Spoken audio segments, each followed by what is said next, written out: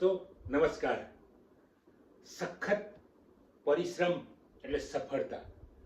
સખત પરિશ્રમ માણસ કરશે એટલે એને સફળતા મળશે. મિત્રો, આવું જ એક પાત્ર રેલવેમાં અધિકારી છે. સખત મહેનત કરી, આજે પણ એ સખત મહેનત કરે છે. એ માણસ તમે માનશો નહીં, 1995ની અંદર M.Com, B.Ed, LLB 3 ડિગ્રીઓ લઈને બહાર નીકળ્યા ને એમને એવું હતું કે મને જોબ મળી જશે શિક્ષકમાં અથવા તો વકીલમાં જોબ મળી જશે, પણ કોઈ બેકારીના કારણે અથવા તો મહેનત ઓછી પડી હોય એવું એમને લાગ્યું હોય અથવા તો કિસ્મત પણ કામ કરી ગયું. આ ઘણા બધી બાબતો હતી, પણ એ મિત્ર એટલે જીતેન્દ્રભાઈ અત્યારે ચીફ ઓફિસ સુપરિન્ટેન્ડન્ટ રેલવેમાં છે. બહુ સરસ કામ કરી રહ્યા છે જીતેન્દ્રભાઈ. મિત્રો, આ જીતેન્દ્રભાઈ એ મારા ખાસ મિત્ર છે. અમે બંને જોડે પણ ભણેલા છીએ, એટલે એમની રગે રગ હું જાણું છું. જીતેન્દ્રભાઈ જબરજસ્ત M.Com, B.Ed, LLB કર્યા પછી ઘણી નોકરીની શોધો કરી, ઘણી સ્પર્ધાત્મક પરીક્ષાઓ આપી છે, સફળતા નહીં મળી હોય તો એમણે મનમાં એવું વિચાર્યું કે મારે હજુ મહેનત ઓછી પડે છે. મિત્રો, મહેનત એમને ચાલુ રાખી અને મહેનત કરતાની સાથે એમણે એક સીએના ત્યાં જોબ ચાલુ કરી 500 રૂપિયા પગારમાં. મિત્રો, આજે આપણે એવું સમજીએ કે 500 રૂપિયા આમ ફટ દઈને ઉડી જાય છે. એ વખતે જીતુભાઈને માત્ર 500 રૂપિયા પગારમાં જોબ મળી અને રોજ ગાંધીનગરથી અમદાવાદ બસમાં અપડાઉન કરવાનું. અપડાઉન કરવામાં જગ્યા મળે કે ના મળે, એમના હાથમાં એક પુસ્તક હોય, સ્પર્ધાત્મક પરીક્ષાનું હોય, કંઈ પણ પુસ્તક હોય, અને જો જગ્યા મળી ગઈ તો ઠીક છે, બેસી જાય સીટ મળે વાંચ્યા કરે, અને જો જગ્યા ના મળે તો સીટની જોડે જઈને ટેકો લઈને બસ આમ વાંચ્યા જ કરે. જીતુભાઈ રોજના 100 પાના વાંચતા હતા. મિત્રો, આ 100 પાના વાંચવાનો એમનો અનુભવ મને ઘણીવાર એમણે કહ્યો, હું પણ એમાંથી શીખ્યો. મેં કીધું હું 100 પાના નહીં વાંચું તો 5-10 પાના તો વાંચીશ. તો મિત્રો, મેં પણ વાંચવાનું ચાલુ કરેલું અને હું 100 પાના નહીં પણ 10-20 પાના વાંચતો થયો. તો આ વાંચવા માટે જીતુભાઈની પ્રેરણા મને મળી. ખાસ જીતેન્દ્રભાઈ પરમાર મારા ખાસ મિત્ર છે.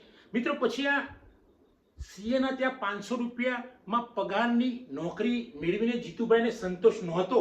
ખાલી એ તો મા બાપને તકલીફ ના પડે, પોતાનો ખર્ચો કાઢી શકે એ માટે, પણ એમનો એક ધ્યેય નક્કી હતો કે મારે સરકારી નોકરી મેળવવી, મારે સખત પરિશ્રમ કરવો પડે પણ સરકારી નોકરી મેળવીને મારે મારા પગ ઉપર ઊભું થવું પડશે. મિત્રો, જીતુભાઈએ શરૂઆત કરી જબરજસ્ત મહેનતની અને થોડાક મહિનાઓમાં એમની સખત મહેનતના કારણે થોડાક મહિનાઓમાં એમને રેલવેની અંદર ક્લર્કમાં નોકરી મળી ગઈ. ક્લર્કમાં નોકરી મળ્યા પછી બોમ્બે જુદી જુદી જગ્યાએ જવાનું થયું હશે એમને, પણ છતાં પણ એ પેલું વાંચવાનું એમનો અભ્યાસ ભૂલ્યા નહીં, સતત વાંચ્યા કર્યું. પછી તો નક્કી કર્યું કે હવે બીજા કોઈ ફિલ્ડમાં જવું નથી, આ જ ફિલ્ડમાં આગળ જઈશ. ત્યાં પછી એ સિનિયર ક્લાર્ક બન્યા, વાંચીને પરીક્ષાઓ આપીને હેડ ક્લાર્ક બન્યા. મિત્રો, હેડ ક્લાર્ક પછી OS બન્યા.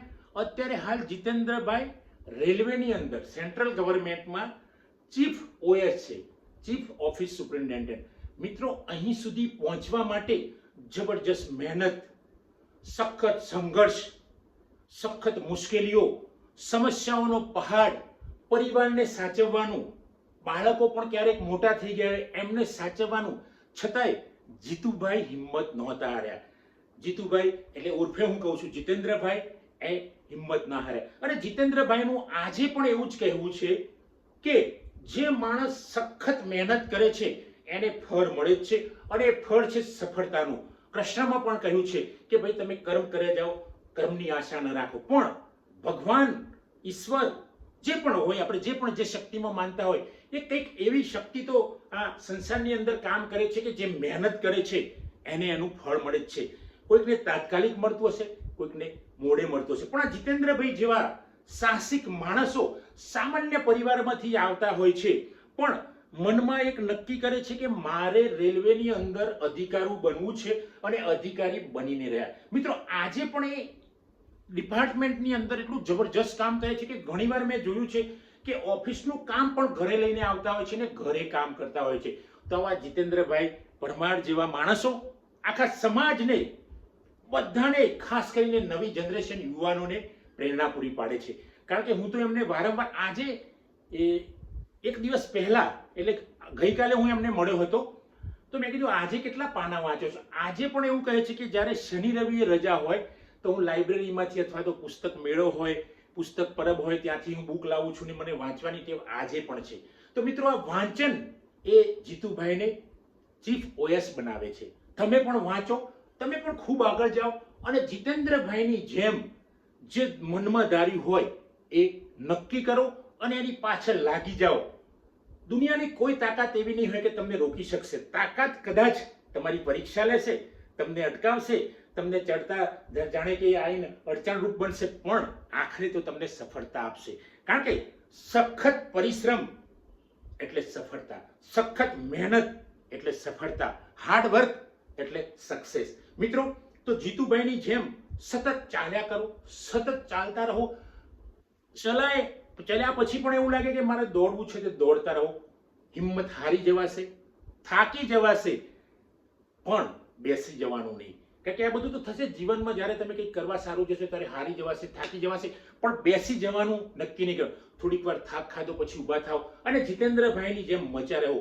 મને વિશ્વાસ છે કે જીતેન્દ્રભાઈ હજુ રિટાયર થવાના ઘણા વર્ષો બાકી છે એમના, છતાં પણ એનાથી પણ 2-3 પ્રમોશન એ મેળવીને, કારણ કે એમની મહેનત એવી છે, મેળવીને જ રિટાયર થશે.